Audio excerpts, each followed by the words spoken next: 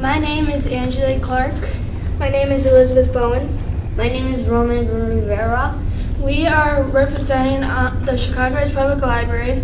We are interviewing Witch Otto on April 3rd, 2017 on the Chicago Ridge Public Library.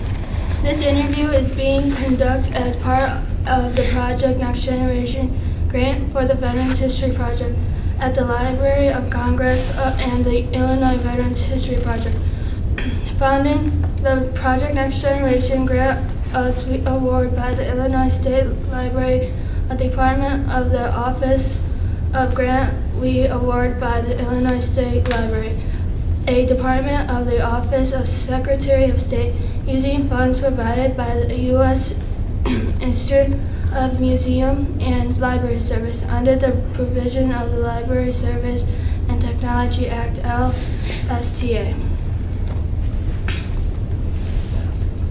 Can you please provide your full name? Richard Otto, What is your date of birth?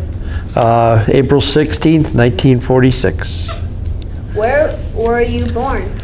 Evergreen Park, Little Company Mary Hospital in Illinois.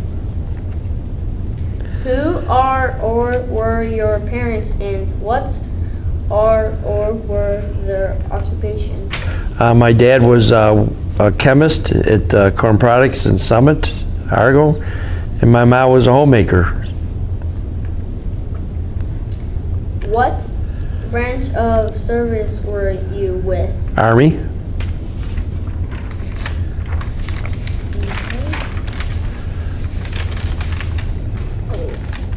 What is your highest rank that you had? Spec 4. Did you Specialist 4. It's called Specialist 4. Right below a sergeant. Did you enlist or were you drafted? I was drafted. What was your job before you entered the service? I was a chemist. I worked in a lab. And I was right after high school. I started working, same company my dad worked for, and I worked there for about a year, then I got drafted.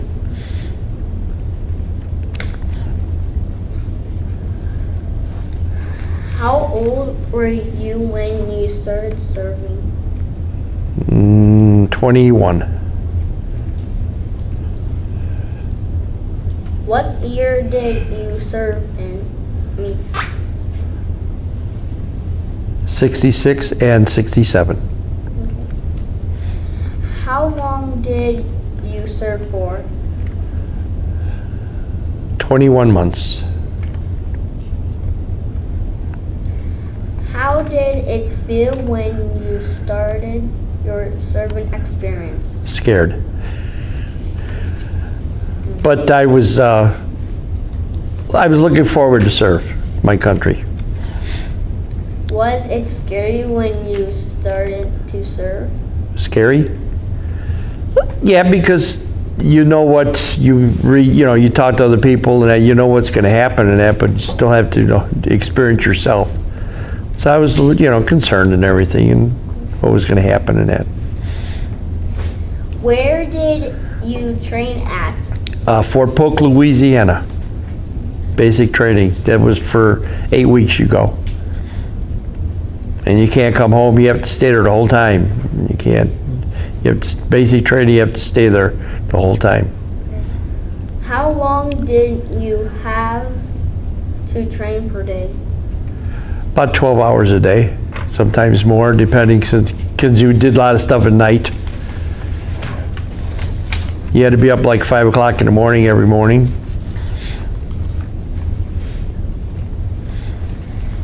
Did you receive any specialized training?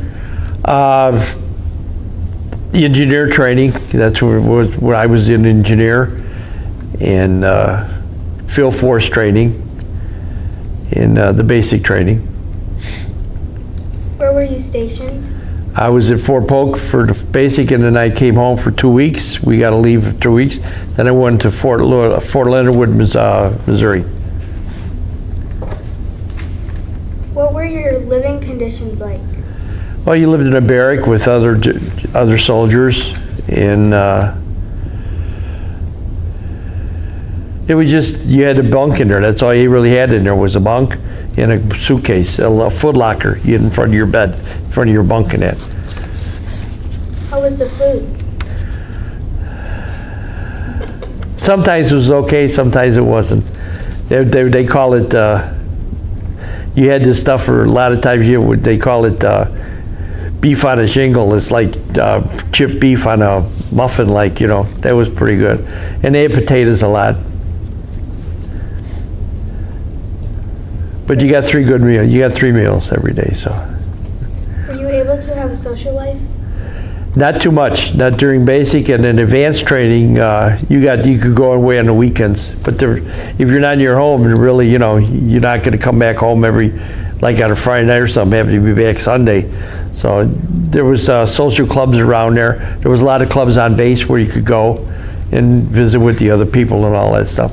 But not too many guys went off base, unless they lived pretty close nearby. Sometimes you went with them, maybe to their house or something, by their parents and that, you know. But me living in Chicago and I was in Missouri, so, you know, it was hard to get home, you know. How did you adapt to military life? At first it was kind of hard, but I think I adapted pretty well after, you know, after basic, and advanced was a lot different than basic. It wasn't as strict. You didn't have to, you know, basic, you just did everything they told you. And it was real rough. Basic training is real rough because they want to make sure you know, you get skilled and everything and experience and everything. And advanced training is a lot different. It's more leisure. It's a little bit leisure, you know, but I mean, it's still training, but it's not as rough as basic training. How did you stay in contact with your family and friends back home? You write letters or you call, and because we didn't have cell phones then, so of course, you know, you had to use a dial phone, and or you wrote letters back and forth. Sent just packages a lot of times with, you know, goodies and all that stuff. What war or conflict did you serve during? Vietnam War. How many wars were you in? Just the one, Vietnam. Where did you serve? I was in Fort Polk, and then I went to Fort Leonard. Then I went to Fort Meade, Maryland. I went there for, they wanted me to go to the OCS school, which is Officer Training School. And I went there for a while, and they wanted me to re-enlist for 2 years, and I told them I really didn't want to do that. So that's when I went back into basic stuff, and that's when I got shipped over to Vietnam. Where if I would have went to officers training school, that's for another 8 months of training, besides the training I have had already.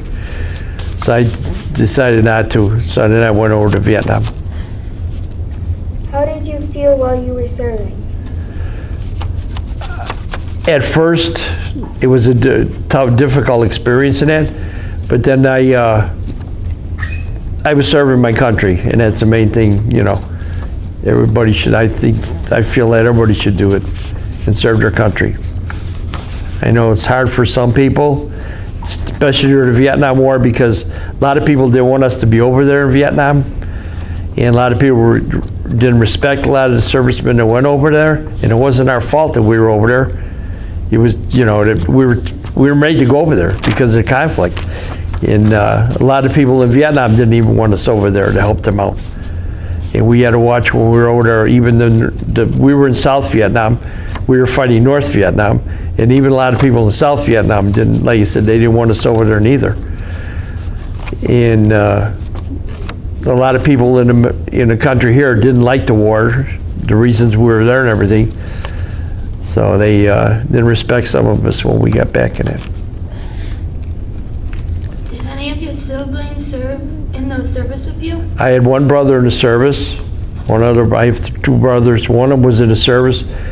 But since I was in Vietnam, he didn't have to go over to Vietnam. Only one person in your family can serve overseas at one time in a conflict. Excuse me. But then when I got out and everything, he was sent over there to Vietnam. Can you recall your instructors? Yeah, we had this one African-American basic training instructor, was a sergeant. He was about 6'4", and He was rough, but he was supposed to do that. That was his job to do that, to mold us or get us, and we all respected him, but we didn't care for him sometimes, but he had a job to do just like we had a job to do to get us trained the right way. And you have about 4 instructors, and like I said, they're doing their job, and they have to be rough with you first. For the discipline of that. Go ahead. What did your uniforms look like, and were they comfortable? Well, there were khakis, and you wore boots all the time, black boots, and khaki pants and shirts. Had your name on it, U.S. Army, and baseball caps. And then when you went out to combat or out of training, you had to wear a helmet, and you had a flight jacket to wear, like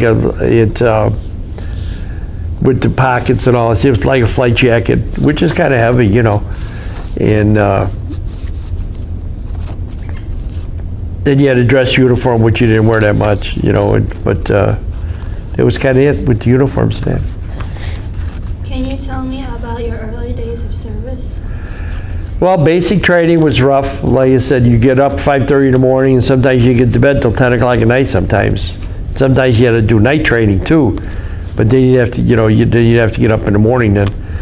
But it was obstacle courses and grenade training and combat training.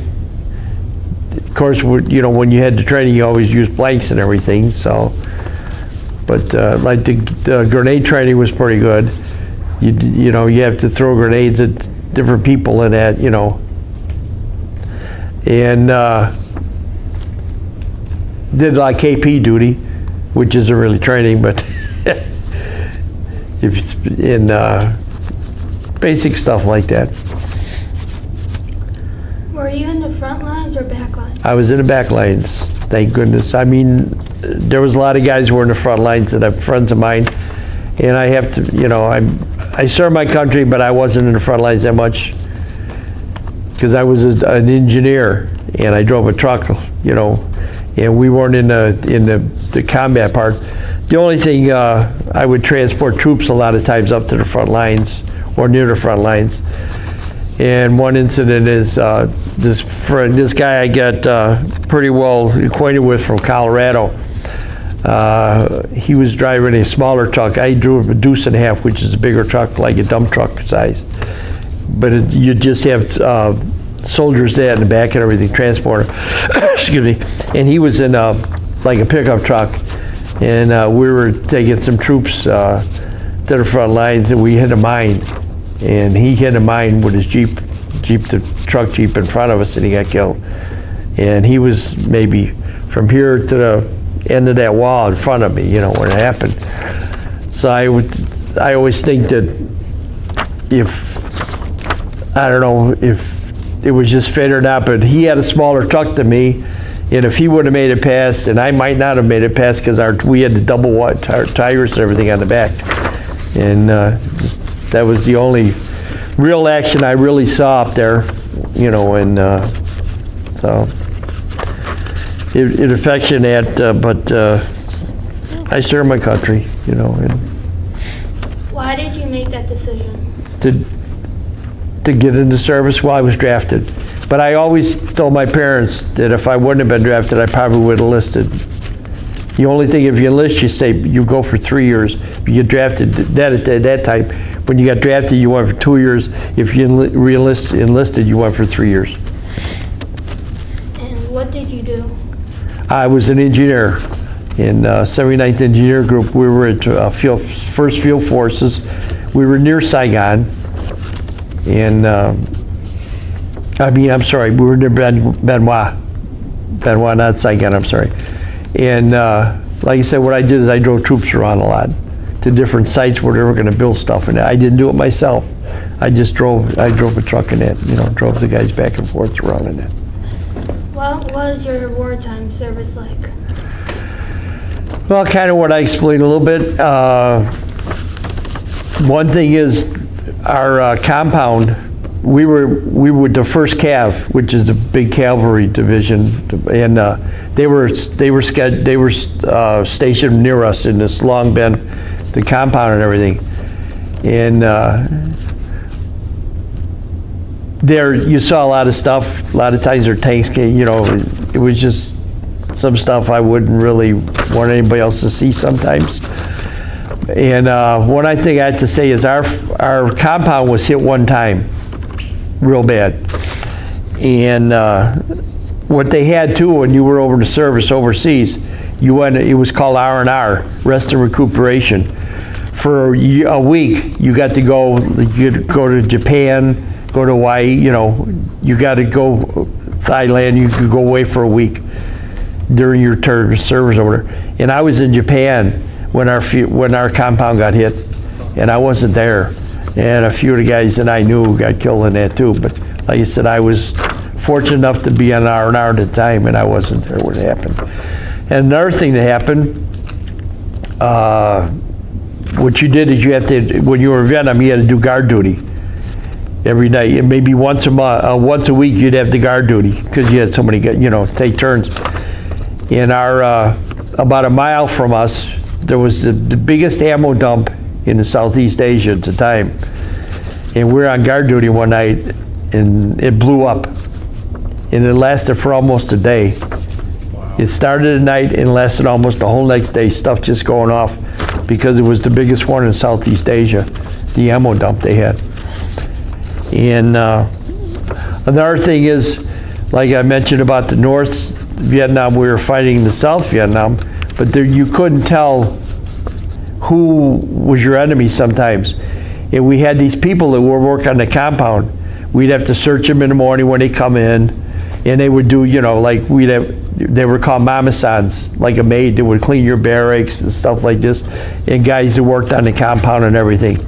But you had to watch, because a lot of them didn't care for you, and they would come in there, and you had to watch them all constantly during the day. And we had quite a few incidents where they would cause problems, you know, when they were on our compound, because there was a lot of even southern Vietnam people, they didn't want us over there. How would you compare today's military to the military in which you served? It's kind of the same. If you go like to Iraq now, what they have the problems and all that stuff, it's kind of like the same. But Vietnam was different. Vietnam was almost all jungle. It's not like it's open, you know, where Iraq is the desert and stuff like that. Vietnam was almost all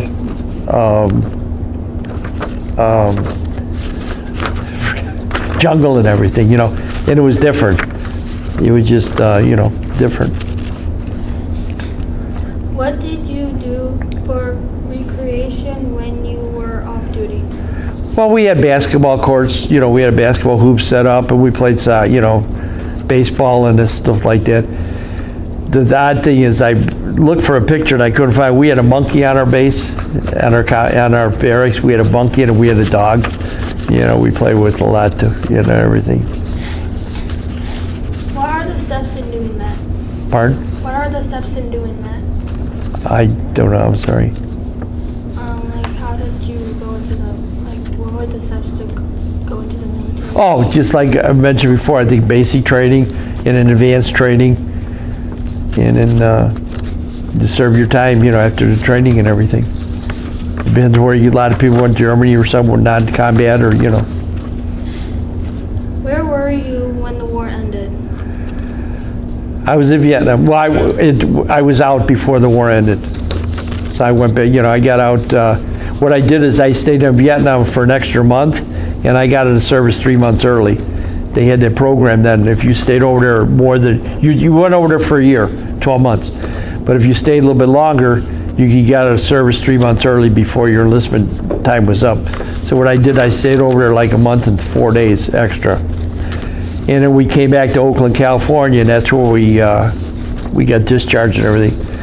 The thing is, I noticed one of the questions I was reading about, the people, like I said, a lot of people over there didn't want us over there.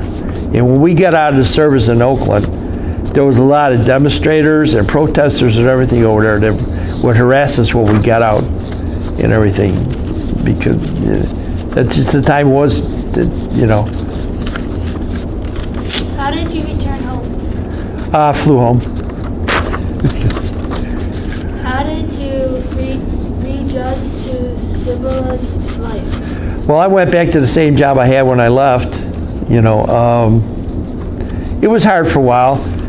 Like personally myself, I don't watch any war movies hardly ever, or talk about Vietnam that much. It didn't affect me probably as it did a lot of people, I understand, because if they're in the front lines and that stuff. And I got a couple buddies that I still, you know, living where I live and everything, that were, one of them got wounded and everything, one's got a Purple Heart and that. You know, we don't talk too much about it, and I don't talk too much about it, you know. Who greeted you when you returned home? My parents. Did you have any friends when you were serving? Yeah, I had a few friends. No friends where I lived at went with me, but I made a few friends when I was there and everything. And I kept in touch with a couple of them afterwards. But like you said, a lot of them that live around where I did, they weren't stationed with me down there, but they were there at the same time. And we communicate a lot, see each other a lot. What were your experiences at the end of war or end of your military service? The thing is, I said, when I got back, my biggest thing was I was really upset with how the people treated us when we got back. Because there was protesters, like I said, protesters, demonstrators, just waiting outside the compound in Oakland when we got walked out the gate, you know, leave. You know, some of them were pretty nasty to us in that, you know, because the way the war was at that time. They didn't want us over there in that. Do you have any personal reflections that you would like to add? I think everybody should serve, you know, and do your duty in the country. And that I know, especially during the Vietnam War, there was a lot of people went to Canada and left and everything, and they didn't want to be involved, you know. But I served my country, and I'm glad I did, and made it through it. How did the wartime experiences affect your life?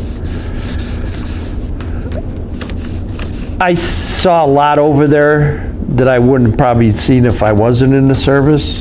But like you said, I wasn't on the front line, so I probably could have seen a lot more if I was up where a lot of fighting was going on. But like you said, I don't watch war movies hardly ever, anything or and that stuff like that. Do you keep in contact with any other veterans who served while you did? Yes, sir. I mean, yes, ma'am. Yeah. Sorry. What did you learn from your time in the service?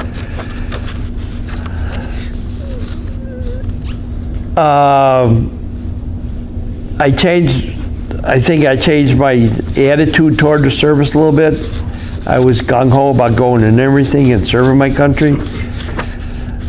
But because of the way the conflict was over there and everything, and the way people felt about the war, and the way we were treated when we got on everything, I'm definitely glad I went in that, but I changed my attitude a little bit about the war when I got out of it.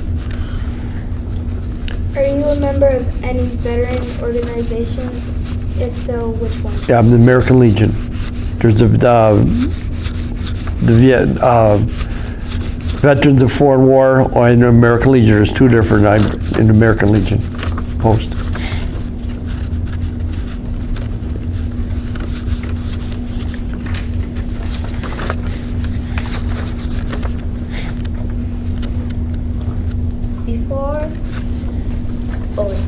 Can you tell us anything, any stories? Well, just like I said, when my friend got killed, we took a bunch of guys one time to build a bridge, and I dropped them off and everything. And I came back to the compound and everything, and I found out a couple of days later, a lot of those guys got hit when they were out building a bridge and that.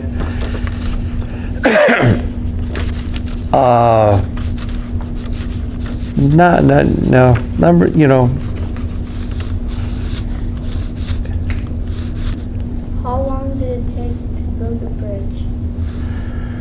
Well, it probably took a month or so at least.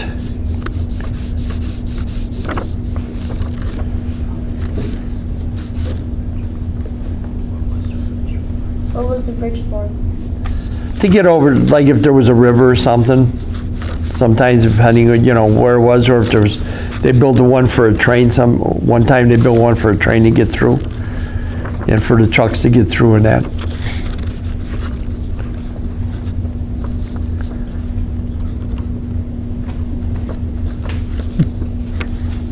Will the bridges get destroyed? Sometimes they did, yes.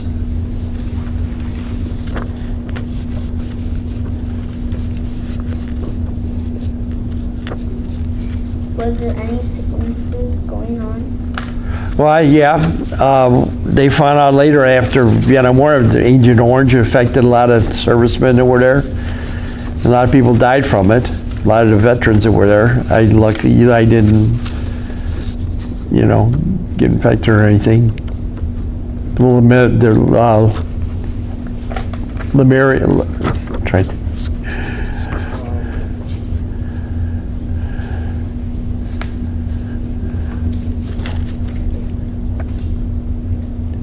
How big was the mosquitoes out there?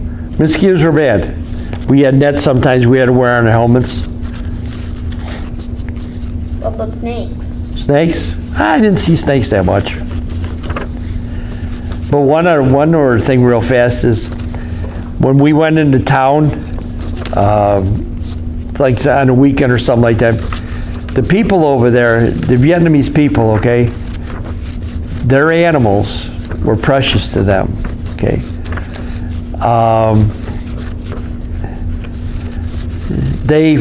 What they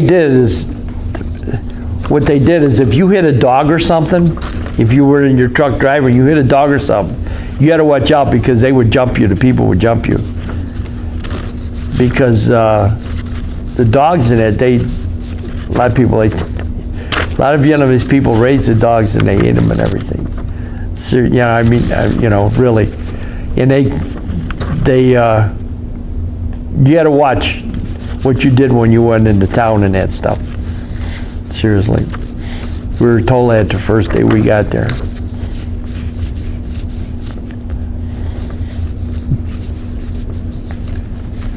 Did they pay you? If so, how much? Oh, we got paid, but I had all my money sent home. Because you didn't need no money over there, really. A little bit, but not much. There was not much to buy over there.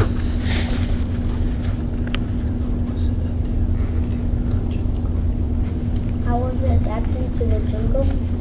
Adapting to the jungle? Well, like I said, I never really went in the jungle by walking or anything, fighting in that. So I can't really, say too much about that part of it.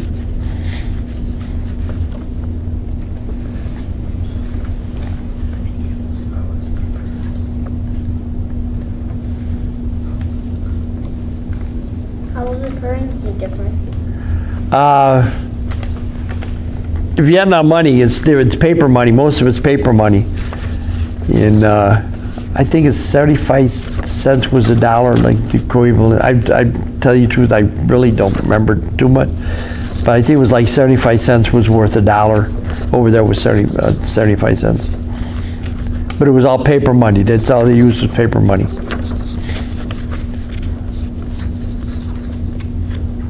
What kind of schools or colleges did you go to? Schools? I went to high school and I went to Moraine Valley College here for a year. And that was all my schooling. Okay.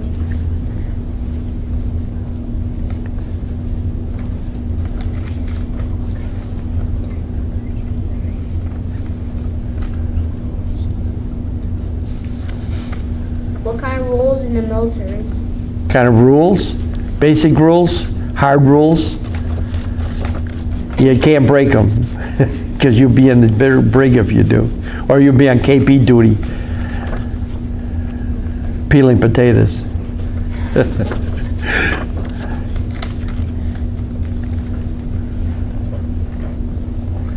What message would you like to leave for future generation who will view this interview? I think you should serve your country in any capacity you can. If you don't feel like you want to do service as far as military service, there's other things you do. You work for a factory that makes military vehicles or uniforms, but I think everybody should be part of the country and serve your country. There's a lot of people I understand that don't feel like we should be involved in these wars and that stuff like that, but it's our freedom, and we have to fight for our freedom, and that sometimes it's hard sometimes. Is there anything you feel like we haven't talked about or should be added to this interview? No, I think you guys did a pretty good job. Thank you for serving and coming today to our library. Thank you guys for having me.